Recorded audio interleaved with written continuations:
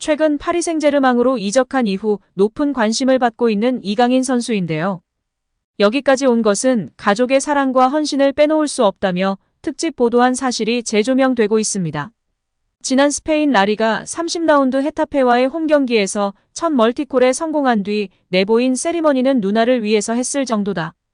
이강인은 누나가 멀티골 넣으면 하라고 했던 세리머니다라고 말하며 큰 관심을 받기도 했습니다. 2019년 U-20 월드컵 결승전을 앞두고 참석한 기자회견에서도 부모님도 누나들도 저 때문에 희생해 주신다. 이렇게 좋은 자리에 있고 활약할 수 있는 것은 가족들과 옆에서 많이 도와주시고 응원해 주시는 분들 덕분이라고 했었는데요. 그의 말대로 2011년 온 가족은 이강인의 선수 생활을 위해 스페인으로 건너갔습니다. 한국에서 태권도 사범이었던 아버지는 직업까지 바꾸며 아들을 뒷바라지했다고 전해지고 있습니다. 이강인은 과거 대한축구협회 기술리포트와의 인터뷰에서 부모님이 함께 계셔서 음식 적응 등의 문제는 없다. 김치찌개, 된장찌개를 맛있게 끓여주신다. 제가 곰탕을 엄청 좋아해서 항상 해달라고 떼를 쓴다고 말하기도 했습니다. 어린 그가 해외 생활에 빠르게 적응하는데 부모의 영향이 컸던 것으로 보이는데요. 특히 마라도나를 좋아하는 아버지를 따라 일찌감치 축구를 접했습니다. 걸음마를 시작하면서부터 집 마루에서 공을 차고 다녔고 아버지가 운영하는 태권도장에서 초등생 형들과 축구를 하며 어울렸다고 하납니다. 실제로 2010년에 방영된 영재의 비법 리얼 스터디에서는 이강인이 태권도장에서 아빠표 체력관리 트레이닝을 받는 모습이 방영되기도 했습니다. 5세 때부터 5년 동안 매일 받았다는 트레이닝은 줄넘기 30분, 야구 30분, 태권도 1시간인데요. 아버지는 아들의 성장판을 자극하고 민첩성, 집중력을 향상시킬 수 있는 방향으로 프로그램을 구성했습니다. 이 트레이닝으로 다져진 10세의 이강인은 국제스포츠과학연구원에서 시험한 결과 성인의 평균 폐활량을 훌쩍 뛰어넘는 등 대학생 수준의 체력 수준을 보였습니다. 외할머니는 2019년 한 매체 인터뷰에서 손자가 사위의 강인한 체력을 물려받은 것 같다. 강인이 아빠가 오죽했으면 손자 별명을 깡돌이라고 붙였겠느냐. 타고난 체력이라서 어릴 적 잔병 치레를 한 적이 없다고 회상했습니다. 이강인의 어머니는 아들이 매일 축구 일기를 쓰도록 해 자신의 실력을 정확하게 분석하도록 했다고 전해졌는데요. 박지성 역시 유년 시절 매일 축구 일기를 작성한 일화는 유명한 사실이죠. 박지성은 축구부 떡볶이 클럽 가입에 대한 이야기, 그림으로 표현한 축구 전략 등 축구에 대한 열정을 깨알같이 적곤 했습니다. 이에 독일 마인츠에서 뛰고 있는 이재성 선수도 축구 일기를 썼다고 알려져 있습니다. 이 밖에도 이강인의 어머니는 닭가슴살로 아들의 체력을 보충하는 등 부모의 꾸준한 뒷받침이 있었다고 합니다. 여기에 이강인을 향한 현지 팬들의 반응도 뜨겁습니다. 이강인은 파리에서 메시보다 더 나은 유산을 가지고 있다. 이강인은 미래의 발롱도르다. 이강인은 마스터클래스이다. 괴물이다. 이강인은 공간에서 보인 기술력이 대단하다. 이강인의 볼터치는 정말 흥미롭고 대단하다 등으로 호평일색이었습니다. 드리블 성공 횟수는 메시와 비니시우스가 1, 2등이나 드리블 성공률은 67%로 이강인이 유럽 7대 리그 다 통틀어서 1위입니다. 22세의 한국 선수가 이러한 수치를 가지고 있다는 것이 무척이나 고무적인 일인데요.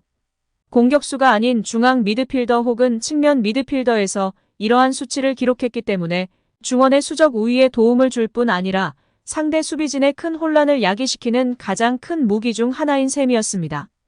실제 마요르카의 공격 대부분이 이강인을 통해 일어났으며 센세이션을 일으킨 것입니다. 마요르카가 아닌 다른 팀이었으면 공격 포인트가 더욱 높았을 것이라는 게 많은 전문가들의 공통된 의견입니다. 특히 더 놀라운 점은 이강인은 속도를 활용하여 드리블 돌파를 성공했던 것이 아닌 바디페인팅과 턴 동작, 팬텀 드리블 등으로 드리블에 성공했기 때문에 더욱 상대 수비를 무력화시키면서 아군에게 완벽한 찬스를 줄 수 있었습니다. 시간이 지나면서 스피드가 떨어지면 자연스럽게 기량이 하락하게 되는 유형이 아닌 정말 공을 잘 안 뺏기는 드리블 스타일이었다는 것입니다. 요즘 현대 축구에서 가장 중요시 여기는 것 중 하나인 탈압박, 볼간수 1위인 것입니다. 이러니 클린스만 감독도 상대가 이강인을 막을 수 있는 방법 파울밖에 없었다라고 이야기하였고 마요르카에서의 동료였던 무리키는 이강인과 함께 뛰었던 일이 영광스러운 일이었다고 말할 날이 반드시 올 것이라며 리스펙한 것입니다. 또한 프랑스의 현지 오만 유튜버는 마치 젊은 시절 메시의 드리블을 연상케 한다며 극찬하기도 했습니다. 요즘에는 가장 쓸데없는 걱정이 연예인 걱정이 아니라 이강인 주전 걱정이다 라는 신조어가 생겼습니다. 처음에는 파리 생제르맹이라는 명문 구단에 입단해서 과연 주전으로 뛸 수 있을까 했는데 파리 생제르맹에서 창의적인 선수가 없고 이강인 선수처럼 볼 간수를 잘하고 드리블이 좋은 선수가 없기 때문에 이강인 선수가 무조건 닭주전에다가 혹사를 걱정해야 할 판이라는 말이 대다수인 상황입니다.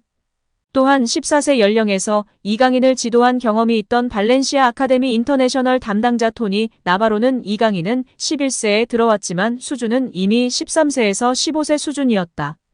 이강인은 이미 어린 시절부터 다른 레벨의 선수였다. 무조건 프로 선수가 될 제목이었으며 항상 또래들보다 더 높은 위치였다. 고 발언했습니다. 또한 전 발렌시아 유스 코치이자 현 바르셀로나 유소년 디렉터인 모촐리는 이강인이 다른 유소년 선수들과 입단 테스트를 받으러 왔을 때 엄청난 선수가 있다는 것을 알게 됐다며 어린 시절부터 눈에 띈 이강인의 남다른 재능을 극찬했습니다. 이어 그는 이강인은 정교하게 볼을 다룰 줄 알며 손보다도 정확한 발을 지녔다.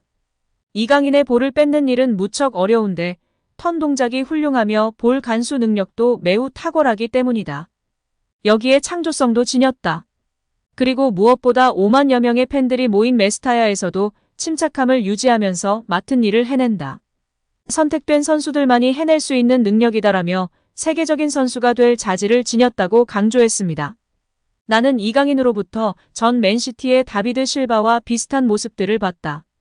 경기 스타일, 신체 조건 등이 그렇다. 그리고 진심으로 실바까지 도달할 수 있을 거라 믿고 있다. 그러기 위해선 지금까지 해낸 일들을 꾸준히 유지하면서 훈련과 경기에서 모든 것들을 흡수하고 배워야 한다며 꾸준히 노력한다면 실바 같은 세계적인 선수가 될 것이라고 전망했습니다.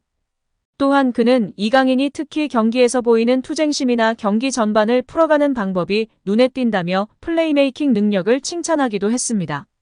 여기에 이강인 선수가 음바페에 대해 발언한 내용이 팬들에게 화제가 되고 있는데요. 파리 생제르맹에 입단한 이후 처음에는 네이마르 선수와 절정의 케미를 보인 후 네이마르가 떠나고는 완전 음바페 선수와 특급 케미를 보이고 있습니다. 이전의 경기와 훈련에서 이미 많이 팬들에게 관심을 받았었습니다. 먼저 이전 경기에서와 훈련 때 어땠는지 살펴볼까요? 여기에 최근 이강인 선수가 화보 촬영을 하면서 인터뷰한 내용이 화제가 되고 있는 건데요. 오늘 디올의 옷을 입고 촬영했어요. 마침 디올은 PSG와 돈독한 우정을 자랑하고 있고 파리를 대표하는 브랜드죠. 팀원들의 반응은 어땠어요? 팀원들은 제가 뭘 입고 어떤 화보에 나오는지 대단히 관심이 많아요. 다들 제 슛돌이 시절과 대표팀 사진을 찾아와서 놀리는데 이번 화보를 보면 분명 놀리고 웃고 떠들 생각부터 할 거예요. 특히 음바페 같은 프랑스 선수들이요. 음바페는 그냥 저를 놀리기 위해 태어난 것 같아요. 아마 제일 크게 웃고 떠들지 않을까요? 라는 인터뷰의 내용이 축구 커뮤니티에서 공유되며 화제가 되고 있습니다. 우리 이강인 선수가 인싸인 건 알았는데 이 정도로 팀 동료들에게 사랑받고 잘 어울리고 있는지는 몰랐는데요. 너무 좋은 것 같습니다. 음바페 선수와의 케미부터 팀 동료들과 편하게 친밀하게 지내고 있으니 앞으로도 맹활약할 것 같습니다.